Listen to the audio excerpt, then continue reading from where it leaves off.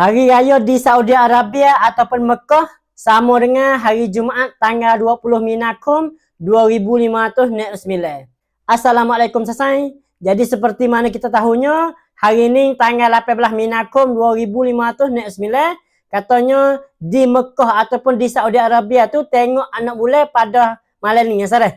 Tapi dengan sebab anak bulan pada malam ni tanggal 18 Minakum 2509 tak ada nampak anak bulan. Lalu itulah saya esok tanggal 19 Minakum 2509 di Saudi Arabia ataupun Mekah ni puasa sehari lagi saudara. Dengan sebab tu gaya Fokya ni di Saudi Arabia ataupun Mekah ni betul dengan hari Jumaat tanggal 20 Minakum 2509.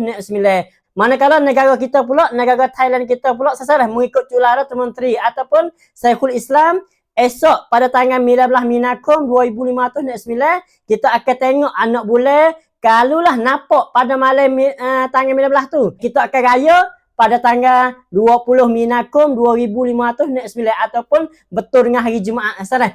Kalulah nampak anak bulan, kita dengan dia tu puasa apa ni raya sama. Raya pada hari yang tula, pada hari Jumaat tanggal 20 Minakum 2509 saudara. Sekadar ni selesai. Wassalamualaikum warahmatullahi wabarakatuh.